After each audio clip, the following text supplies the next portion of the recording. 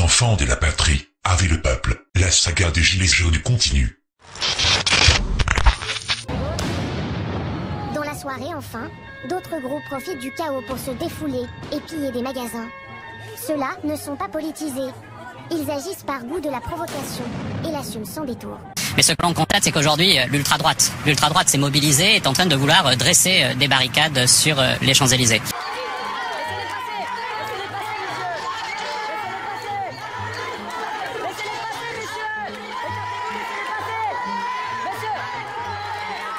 Pourquoi les Champs-Élysées n'étaient pas fermés?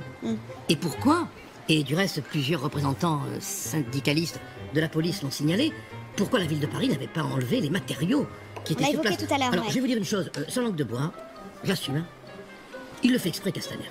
Parce que ce que je constate depuis ce matin, à travers cette mobilisation de l'ultra-droite, c'est qu'au fond, les séditieux ont répondu à l'appel, notamment de Marine Le Pen.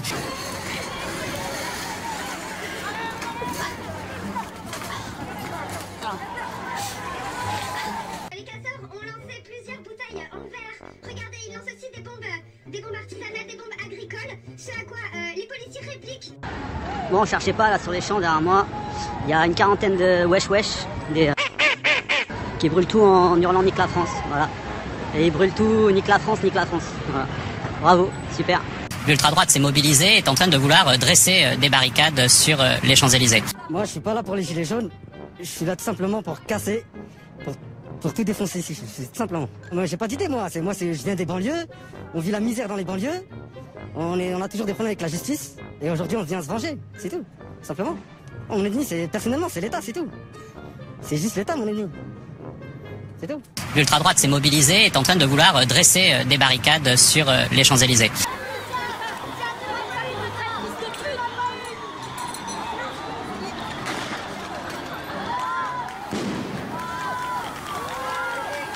Il a laissé délibérément entrer les manifestants sur les Champs-Élysées. Il savait parfaitement qu'il y aurait d'un côté l'ultra-droite, de l'autre côté l'ultra-gauche. L'ultra-droite s'est mobilisée et est en train de vouloir dresser des barricades sur les Champs-Élysées. Réplique par des bombes lacrymogènes. Regardez ici, il est très difficile de respirer. C'est totalement faux. L'ultra-droite s'est mobilisée et est en train de vouloir dresser des barricades sur les Champs-Élysées. C'est ça le problème d'un mouvement désorganisé, c'est qu'il n'y a pas de service d'ordre. Là, il y a 800 personnes autour qui la regardent, il se passe rien. Voilà, et tout le monde est dégoûté et personne ne fait rien, alors que les mecs ils font 30 kilos. On dirait des enculés, mais... L'ultra-droite s'est mobilisée et est en train de vouloir dresser des barricades sur les Champs-Élysées.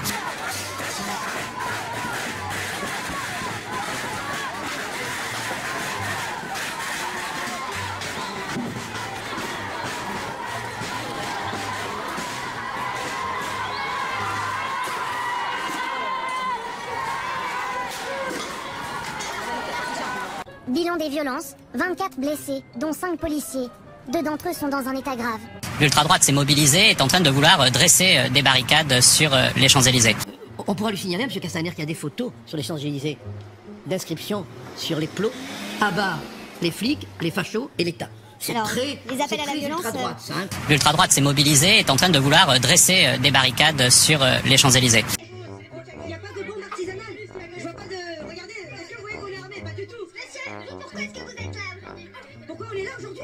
Mais vous avez pas marre de payer? Dès que je sors de chez moi, je paye. Toute ma vie, je paye. Paye.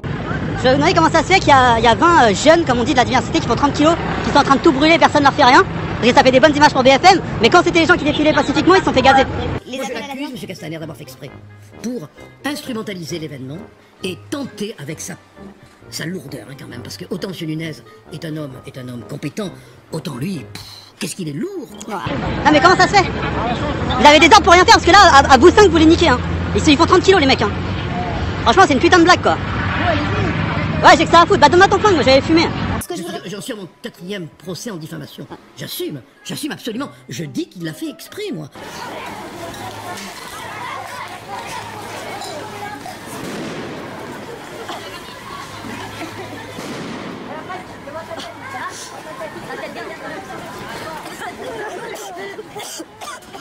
Je sais pas ce que c'est la tournure réelle que prend les événements, parce qu'on dit que c'est très différent en province et à Paris. À Paris, en fait, il y a quelques bandes de casseurs. Aussi, j'ai croisé tout à l'heure des bandes de policiers déguisés en voyous. Donc, en fait, on sait pas tellement si les gens qui détruisent des voitures, qui attaquent des policiers et des manifestants sont pas eux-mêmes des policiers. Donc, en fait, la tournure réelle des événements, on essaye de nous la flouter. Donc, Alors qu'il y avait un risque de pénétration sur les Champs-Élysées.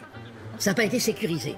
Pourquoi on n'a pas au moins mis un cordon de filtrage? Vous avez vu des policiers déguisés en... Vous avez vu ça? Oui, une bande de types vraiment de voyous, quoi. Les types que vous n'aimez pas croiser dans la rue, qui ont remis leur brassard en passant derrière un barrage de police. Ils étaient entre 10 et 15. Donc voilà, alors ils avaient vraiment le profil du type qui venait de brûler des voitures. J'ai pas vu les mêmes types mettre leur brassard et brûler les voitures, mais ça m'étonnerait absolument pas.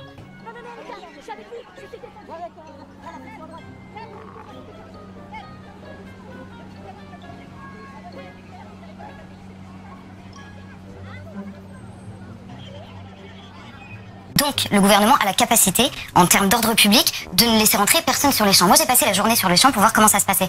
J'ai vu arriver des groupes qui étaient clairement identifiables comme des groupes qui venaient casser. Tout de noir vêtus, avec comment ça s'appelle, un foulard sur les yeux, etc. Ils passaient, il y avait que nous qui les voyions, apparemment. Donc, des infiltrations, oui. Bah, déjà, moi, celle que j'ai vue, c'est les infiltrations de policiers. Voilà, je pense que beaucoup de gens maintenant sont d'accord, pour ceux qui sont venus et qui ont vu les choses, pour dire que ces gens-là sont pas forcément là pour nous protéger. Et pourtant, selon différentes sources policières, le profil des 101 personnes interpellées est en réalité bien disparate. Une immense majorité des gardés à vue est considérée comme appartenant à la catégorie des suiveurs, des hommes et des femmes venus de régions sans antécédents judiciaires et qui se sont laissés griser par des leaders plus radicaux, des leaders qui appartiendraient en fait à l'ultra-gauche. En témoignent les signes distinctifs qu'ils arboraient au moment de leur interpellation. On les a laissés passer. Il y avait un périmètre qui était défini, notamment la place de la Concorde, le bas des Champs-Élysées. Tout le monde a été repoussé vers l'eau. On les a clairement laissés passer, ça je vous assure. Il y avait des canons à eau qui étaient braqués sur les manifestants, les feux partaient juste à côté, personne n'intervenait sur les départs de feu. Donc, je l'ai vu de mes yeux. Certains ont reconnu qu'ils étaient venus sur les Champs-Élysées pour faire des dégâts. Ils font pour la plupart l'objet de poursuites pour jets de projectiles contre les forces de l'ordre. Mais d'abord les petits pics qui se sont propagés sur Internet, bien entendu. On s'était offusqué de certains extraits montrant la violence des CRS. Eh bien non, cessons cette mauvaise foi et remettons les choses dans le vrai contexte. J'essaie tout simplement de me mettre dans la peau d'un mec à la pensée complexe et qui veut penser printemps. Par exemple, on s'offusque de voir la ratonnade d'un CRS sur une personne âgée, peut-être retraitée si c'était le cas. Eh bien non les enfants.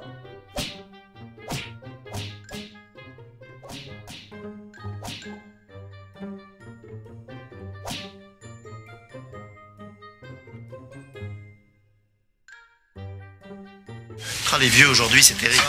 Non mais qu'est-ce que ça veut dire? Et puis même chose pour la vieille dont on s'offusque de l'avoir gazée et bousculée. D'abord qu'est-ce qu'elle foutait là, au lieu de regarder les chiffres et des lettres à la télé dans son salon? Vous n'avez pas honte, madame. Vraiment.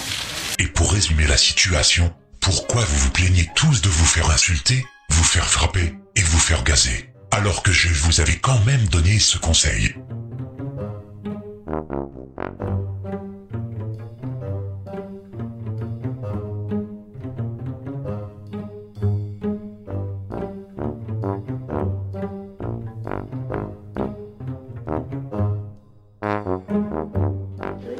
Imparable.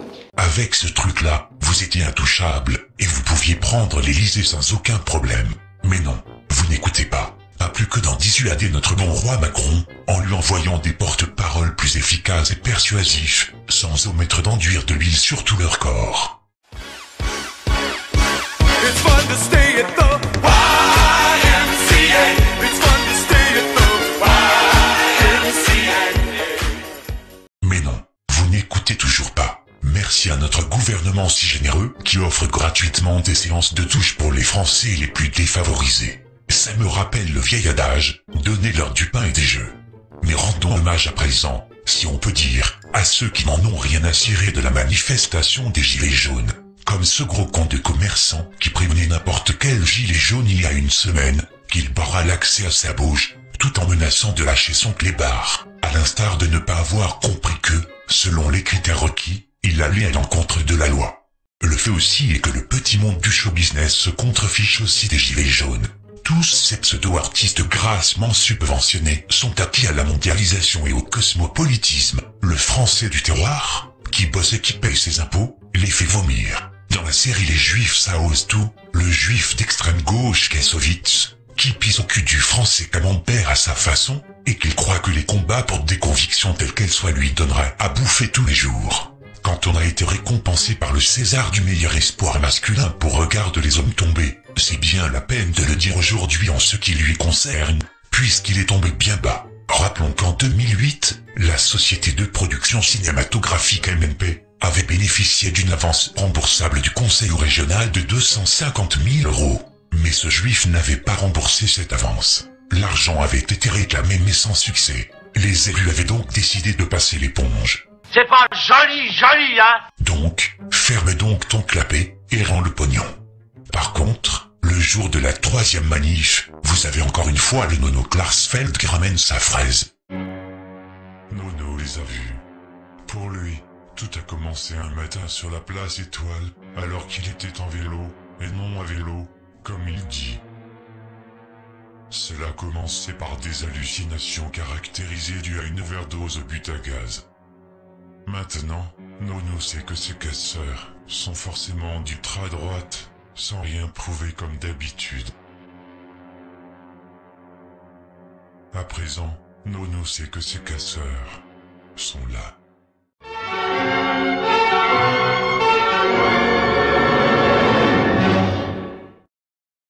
T'es vraiment irrécupérable, mon pauvre Nono.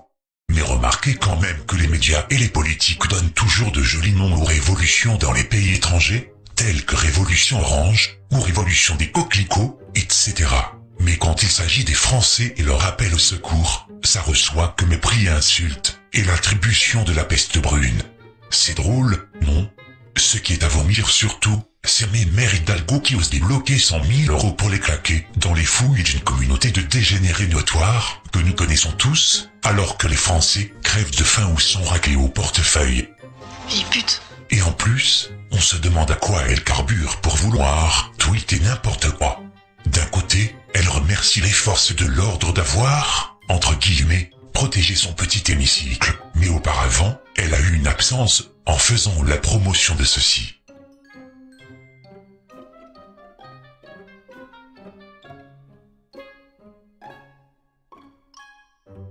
Heureusement qu'elle a sucré son tweet, mais on s'interroge quand même. 2 explications possibles. Picole pas un peu trop? Ou alors, celle-ci. Vous savez plus du tout ce que vous dites. Par contre, le seul tweet de Macron sur le 24 novembre, où tous les commentaires le conspuent à 500%, avait pourtant reçu un nombre de j'aime 10 fois plus que ses tweets précédents. Or, en naviguant dans ces j'aime, on trouve des profils au nombre d'abonnés curieux, mais pas la peine de constater que ça ressemble à une grosse manip. Par contre, le coup de la manip qui n'est pas passé, c'est la grosse boulette de bouffe-merde TV, par le biais d'une pute de la chaîne et complètement incompétente, qui a fait croire que les manifestants avaient utilisé des pavés d'une partie de rue des Champs-Élysées pour les balancer sur les forces de l'ordre, alors qu'il s'agissait d'une chaussée en travaux où les pavés n'étaient pas encore apposés. Revenons à Castaner, où rappelez-vous, il avait justifié la répression contre les gilets jaunes à Paris par la présence de membres de l'ultra-droite, galvanisés par Marine Le Pen. Vous pouvez rentrer chez vous et regarder la télé. Or, pas la peine d'y revenir, on sait bien qu'il n'allait reculer devant aucune gêne pour mentir comme le chien galeux qu'il est. Ce flambeur, grand copain d'un parrain du milieu marseillais, laisse sciemment 200 anarchistes gauchistes bien connus de la police pourrir la manif des gilets jaunes, puis raconte, avec la complicité du nouveau larbin du CRIF, qu'il s'agissait de militants de l'ultra-droite téléguidés par Marine Le Pen. Pire encore, rappelez-vous qu'il avait osé mentir sur le cas de l'ambulance bloquée pendant 50 minutes par les gilets jaunes, causant le décès prématuré de la patiente en partance pour l'hôpital, alors que la situation n'aurait rien changé, vu que la patiente était décédée d'une crise cardiaque. Et puis, dernier argument qui était un peu scandaleux, ils sont responsables de la mort d'une vieille dame qui a pas pu aller à l'hôpital parce que son ambulance a été bloquée. Alors là, c'est tout simplement faux. La presse locale, notamment, a expliqué qu'en effet, il y a une ambulance qui a été bloquée, pas du tout par les gilets jaunes, qui eux-mêmes avaient prévu de lui permettre d'aller à l'hôpital. Bref, on est carrément dans le mensonge, et évidemment, ça contribue à énerver les gilets jaunes. L'enfant de pute. Et une crise cardiaque, ça prévient pas. En dépit d'avoir baratiné sur les chiffres pour minimiser le mouvement, il avait encore récidivé sur la supposée attaque de son domicile et envers sa bon Dieu de famille par des gilets jaunes. Ben voyons, admirez un peu ces gilets jaunes voulant saccager sa propriété de merde, avec un selfie pour immortaliser leurs méfaits, et les vaillants forces de l'ordre voulant repousser ces impitoyables envahisseurs. C'est encore plus pourri que je pensais. Et vous croyez que c'est fini? Pas du tout. Si on fait le bilan des déportements du 24 novembre, Castaner a volontairement menti sur le nombre minime des manifestants, alors qu'il suffit de comparer la période de la Coupe du Monde 2018 et aujourd'hui. Il a laissé rentrer les manifestants aux Champs-Élysées, alors qu'il était censé de ne pas y avoir de rassemblement, sans compter le laisser-passer des casseurs d'extrême gauche et autres racailles de cité pour foutre le bordel, user sciemment de la force, alors qu'il n'y avait aucune agitation apparente ni dégradation dès le début, mais il fallait bien faire croire un débordement quelconque, et enfin, installer du matériel à l'avance, pour construire éventuellement des barricades. T'es un enculé.